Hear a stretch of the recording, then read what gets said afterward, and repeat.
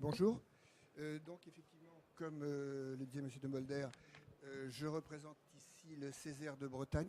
Tu m'entends pas? Si? Oui.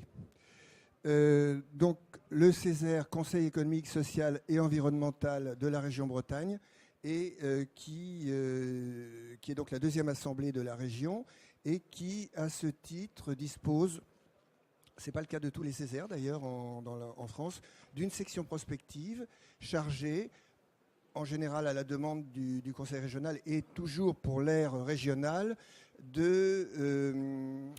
d'initier des démarches prospectives dans divers domaines. D'ailleurs, je vais vous en montrer quelques-uns. Donc, la section est composée de 24 membres, 16 membres du Césaire et 8 personnalités extérieures. Et c'est nous qui faisons cette démarche prospective, cette section. Alors, c'est un peu particulier. Il s'agit de la société civile, c'est-à-dire que nous ne sommes pas des spécialistes de tel ou tel domaine.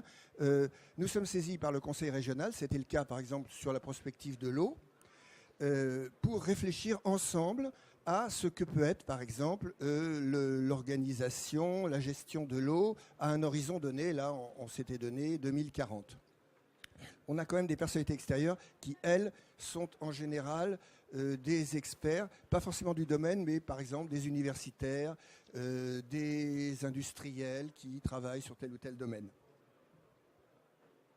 Donc voilà, quels sont nos objectifs? Promouvoir l'analyse prospective, je viens de le dire. Élargir l'horizon temporel.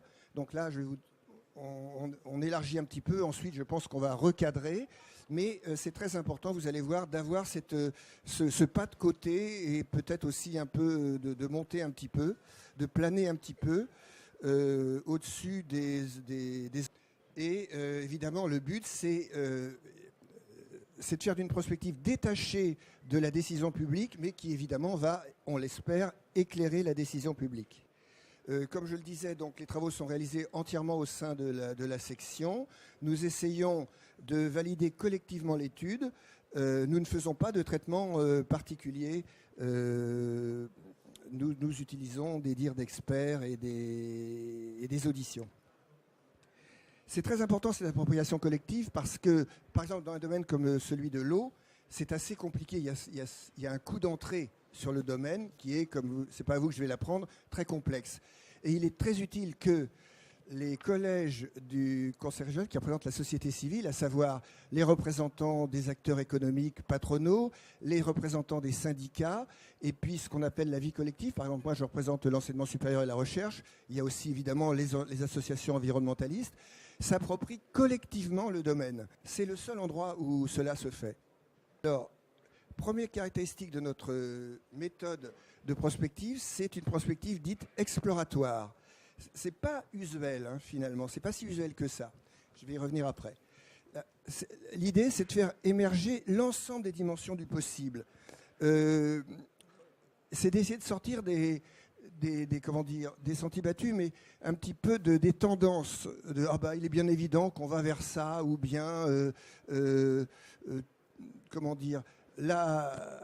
courant moyen, la tendance moyenne, c'est celle-là. Alors on peut s'en écarter, ou alors au contraire, on va vers un scénario catastrophe, ou bien au contraire, on va aller vers quelque chose d'idéal. Non, c'est l'idée de regarder un petit peu tout ce qui peut faire bouger les choses à l'avenir. Alors, ce n'est pas une démarche de prévision, on ne s'attache pas à dire c'est ça le plus probable ou pas. On ne fait pas de méthodologie de projection, on peut les utiliser bien sûr, mais on essaye de voir tout ce qui peut arriver sur, par exemple, un horizon de 20 ans. L'idée, c'est d'ouvrir un débat, mais en s'appuyant sur des faits objectifs, sur une connaissance, une acculturation, comme on dit, du domaine, par tout le monde, depuis le syndicaliste de base, l'élu de base, le chef d'entreprise de base et le directeur d'école, par exemple, que j'ai été, ou l'environnementaliste, le militant écologiste. On utilise, évidemment, on essaye d'être rationnel, mais on essaye aussi de faire, on ne s'interdit pas de l'imagination, quoi. J'ai dit que la prospective était exploratoire et que c'est original. c'est original parce qu'en fait, l'habitude, c'est pas ça, la prospective. Ce qu'on a en tête très souvent, c'est ce qu'on appelle une prospective normative. C'est-à-dire qu'on part du présent et on essaye de dire où les tendances vont nous emmener, mais avec l'idée en tête qu'on va décider quelque chose et que donc on essaye de proposer. C'est typiquement ce qui se passe au Conseil régional et c'est tout à fait normal. Quand j'ai fait les prospectives sur la transition énergétique et climatique, nous avions 4 scénarios. Le Conseil régional, mes interlocuteurs au Conseil régional m'ont dit « Ah ben, je vais prendre un peu des 4 scénarios. » Mais c'est très bien. S'ils trouvent leur bonheur en prenant un peu des 4 scénarios, c'est parfait. Mais nous faisons 4 scénarios. Alors, c'est ce que je viens de dire. La prospective nourrit l'élaboration de la stratégie, mais ça reste le temps du questionnement et du débat. Alors, je rentre un peu plus dans le détail. L'étape 1, c'est la rédaction du cahier des charges. Bon, je ne vais pas insister là-dessus. L'étape 2, c'est très important, c'est la réalisation d'un état des lieux précis, approfondi et partagé. C'est là où je disais que c'est important l'acculturation, c'est-à-dire que tout le monde va essayer de se mettre d'accord le plus loin possible avant de s'empailler sur, je ne sais pas, par exemple autour des effets de l'écologie ou de la position par rapport à une prospective sur les effets du changement climatique, par exemple, eh bien, essayons de nous mettre d'accord sur un état des lieux. C'est là où se situent les auditions de spécialistes et des recherches. Alors là, ça c'est le cœur du réacteur, si j'ose dire. C'est à partir de cet état des lieux, on va essayer de recenser des variables qu'on va pouvoir faire évoluer. Par exemple, une variable telle que j'ai parlé du changement climatique, on va regarder très froidement comment peut évoluer le changement climatique. Que cela nous plaise ou non, hein, c'est-à-dire qu'il ne s'agit pas de dire il faut qu'il évolue comme ça, donc on ne regarde pas d'hypothèse inverse. Non, il faut regarder toutes les hypothèses de façon à pouvoir ensuite faire des scénarios qui vont intégrer toutes ces hypothèses, encore une fois, que cela nous plaise ou non. Et ceci a des conséquences sur la méthode. Alors pour ça, on utilise un outil un peu technique. Je vais le montrer tout de suite. Bon, il ne faut pas avoir peur de ça. En fait, ça veut dire que voilà toutes les variables qu'on a identifiées, on essaye de les faire, on regarde comment elles peuvent évoluer. Certaines on se contente de 2 positions, pour d'autres on va en faire 4. Et puis à partir de ça, on va trouver des scénarios. Alors évidemment, on n'utilise pas toutes les possibilités. Vous voyez 2 par 4, par 3, par 4. Non. On va évidemment choisir des scénarios. D'ailleurs, en général, on essaie d'en avoir 4. Alors, ces scénarios, ça va être donc des chemins autour de ces variables et qui vont mettre en évidence des résultats découverts par l'analyse. On va voir, ça va permettre d'identifier les inerties, c'est-à-dire les grosses tendances, mais aussi des facteurs d'incertitude. Tant pis. J'avais des exemples sur l'eau, justement, où je montrais quelques variables qui peuvent être pris dans les scénarios et qui vont ensuite nous montrer les enjeux. Notamment, nous avions identifié, à partir de la description de l'état des lieux, 6 gros enjeux autour de la recherche et de l'innovation, autour de l'eau comme ressource et en lien avec l'environnement, avec le changement climatique. L'eau dans les usages, société et mode de vie. Ça, c'est plutôt les usages des ménages, des modes de vie, quoi. L'eau et les territoires, ça c'est l'aménagement du territoire. Et l'eau et les usages, là c'est plus lié à l'économie, hein, c'est les divers usages.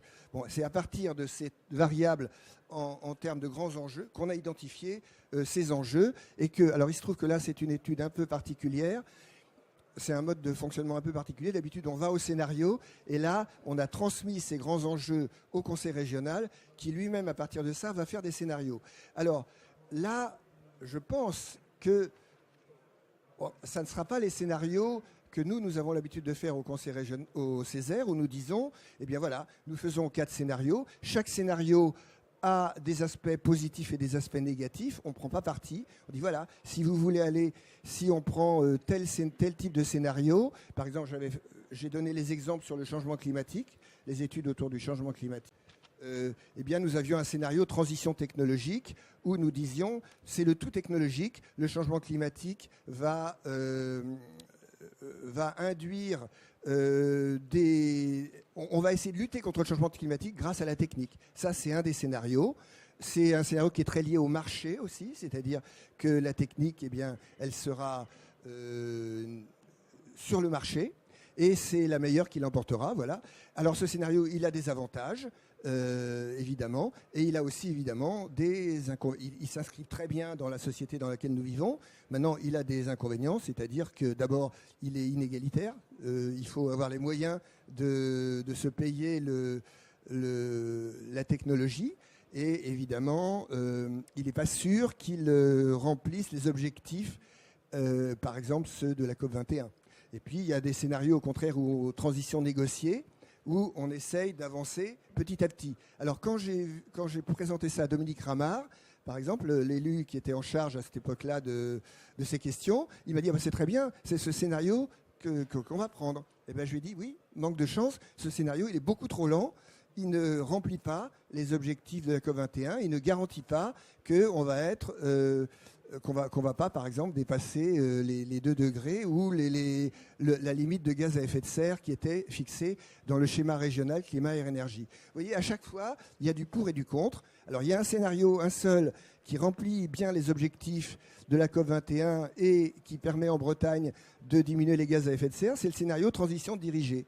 Oui, mais manque de chance, ce scénario, il est très directif, très dirigiste. Alors, est-il applicable? Vous voyez, à chaque fois, on présente des scénarios qui peuvent avoir du pour et du contre.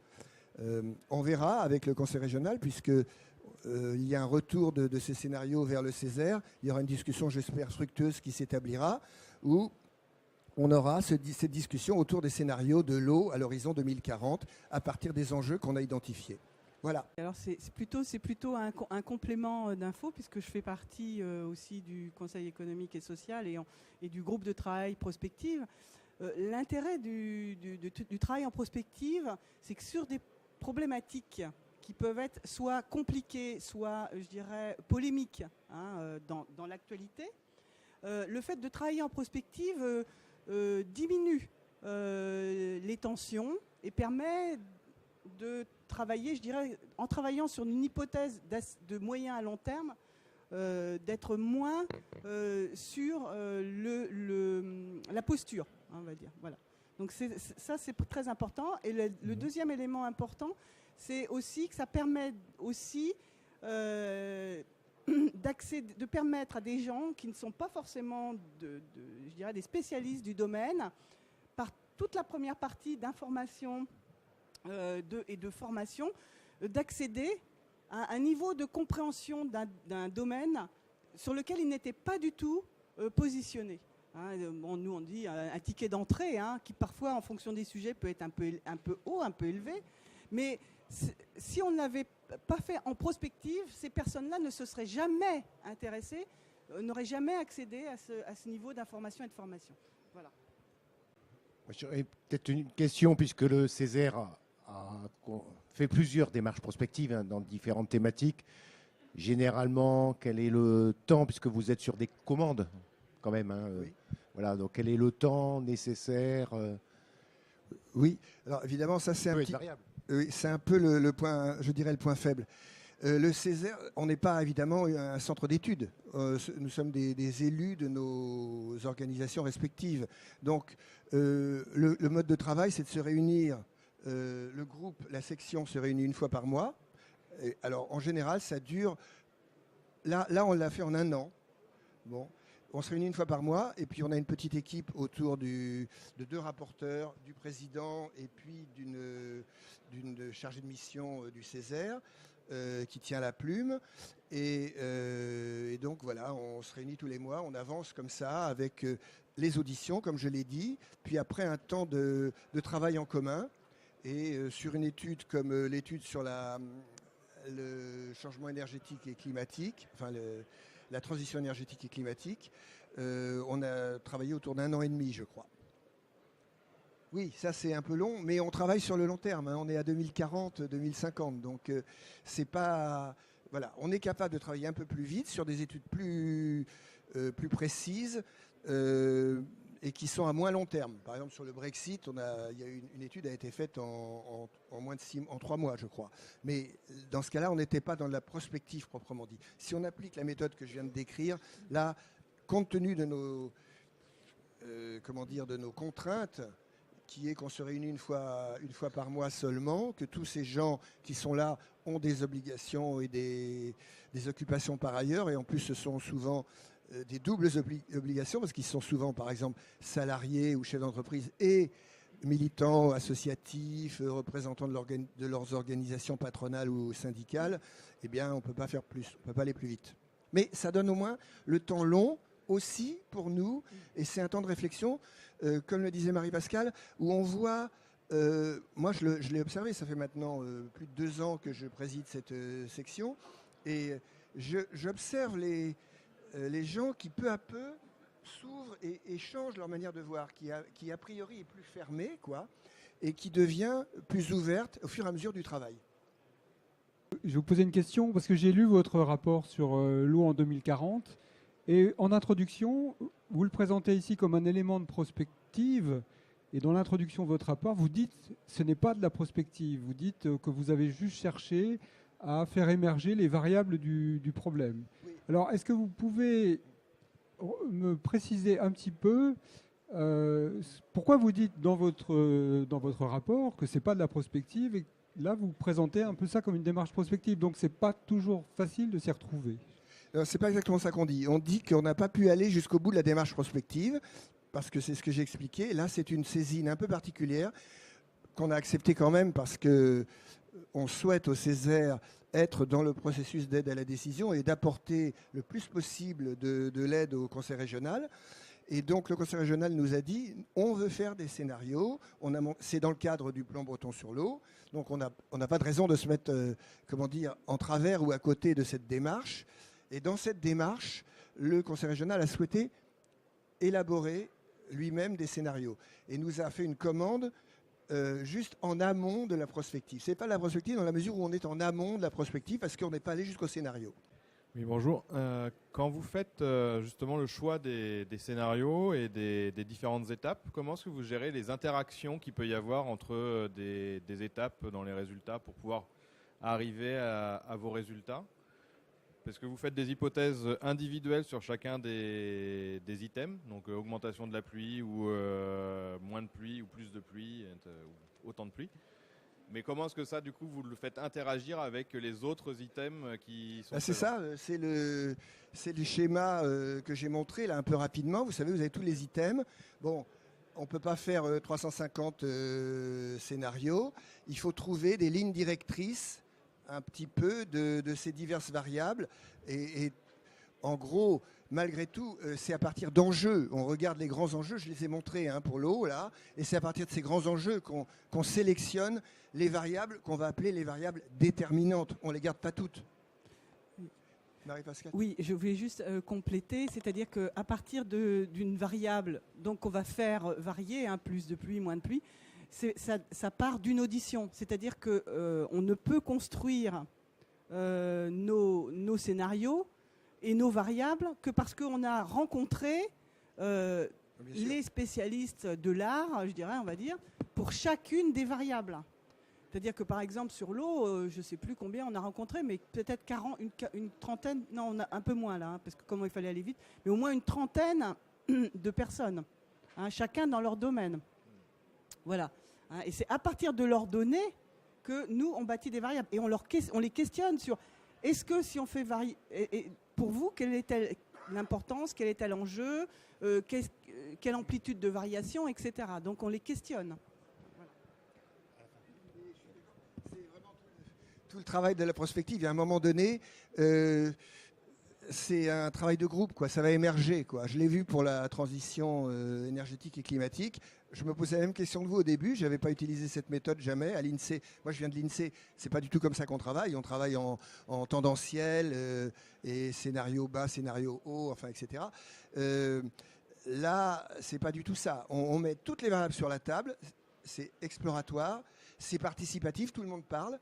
hein, voilà. Et à partir de cet exploratoire et de ce participatif, et puis évidemment de la remontée des experts, eh bien, va se dessiner finalement assez facilement des grands enjeux qui vont nous permettre de structurer, de dire on prend telle variable ou telle autre plutôt qu'une autre qu'on laisse tomber, parce qu'on en a, là aussi on avait une trentaine de variables. Bon, à la fin on les utilise pas toutes.